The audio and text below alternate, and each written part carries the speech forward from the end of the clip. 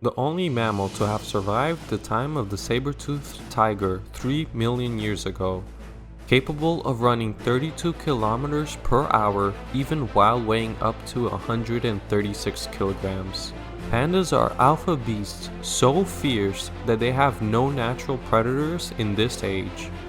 Male pandas even do a handstand while peeing in order to assert their dominance. Many scientists believe that giant pandas are so special that they should belong to their own family group instead of the bear family. These living fossils possess all the power of a great apex predator while coming from a measly stick of butter. Pandas surprisingly weigh less than 5 ounces at birth. That is a whopping 900 times difference from their mothers. Applying the same numbers to humans means the typical 8-pound baby would have mothers that weigh an insane 3,265 kilograms, which will be the same weight as an adult elephant. The difference is so large that it takes pandas 2 entire months just to become the same size as a human baby. Obviously, this leaves the tiny critters extremely vulnerable at birth, especially since it also takes 4 to 6 weeks for them to open their eyes and develop the distinctive black pattern. They need constant protection from their mothers until they are 2 to 3 years old and become capable enough to fend for themselves. Luckily, they also have the full support of China. Pandas are so ingrained into China's history and mythology that they are one of their 2 national symbols along with the legendary dragon. Ancient China even believed that pandas possess magical powers and were sacred creatures of the forest. For that reason, there's a plethora of different folktales and various symbolism attached with pandas. The most well-known examples of these are the story of how pandas developed their black markings and the concept of yin and yang. But a panda's importance extends far beyond the abstract, since they have a strong political value and will frequently be used for panda diplomacy. There's a lot of aspects to the topic, but it is basically a way for China to use the leasing system to initialize better relationships with potential partners by building trust and cooperation with the foreign parties. Because of this, pandas can be viewed as a token of diplomatic and economic currency for China. That is the reason why China currently owns all the pandas in the world. Even pandas born on foreign soil become their property based on the lease terms. This naturally means that killing any panda is a great offense to China and comes with serious consequences.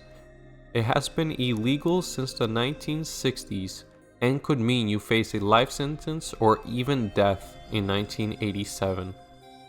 The punishment today is less severe, with a person being locked up for 10 to 20 years.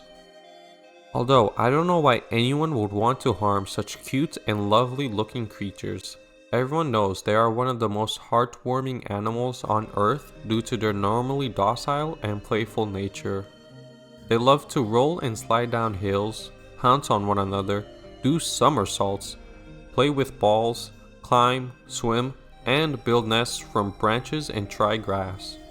Overall, pandas are capable of a wide range of movement and are only limited by their relative lack of energy.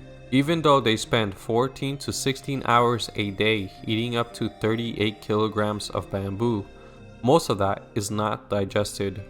Pandas have a special lining in their throats to protect them from bamboo splinters, but that doesn't change the fact that they have a carnivore's tract system.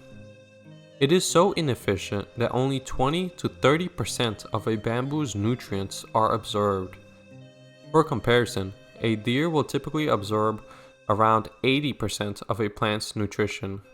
This causes a lot of broader problems beyond the obvious 28 kilograms of droppings every 24 hours. A perfect example is a panda's pregnancy. Females only ovulate once a year, and that only lasts for 24 to 72 hours. To make matters worse, The cub only starts to grow if the mother can get enough food. As you can imagine, this is an extremely daunting task since their bamboo diet will not even allow them to build up enough fat reserves to hibernate during the winter. Finding adequate amounts of food to survive is so difficult that you will rarely see more than one panda at a time in the wild. There simply is not enough energy for them to compete with one another for food, territory, or mates. Sadly, this also means that mothers do not have the capability of raising more than one child at a time. Wild pandas rarely give birth to more than one cub. When it does happen, the mother typically ignores the weaker one. Her maternal instincts are cutthroat, so she will only invest in the cub that will most likely survive. That becomes even more important since pandas have been on the endangered species list since 1990. One of the main threats to their survival today is the loss of habitat. Bamboo reaches their flowering cycle every 20 to 120 years and then will die through something called bamboo dieback. Afterwards, pandas would have to wait 10 to 15 years for the bamboo to grow back. This isn't normally a problem since pandas would be able to migrate to other areas, but it is becoming nearly impossible for them to do that due to commercial farming and deforestation. Half of the pandas' habitat in the Sichuan area was destroyed by humans from 1974 to 1989 alone.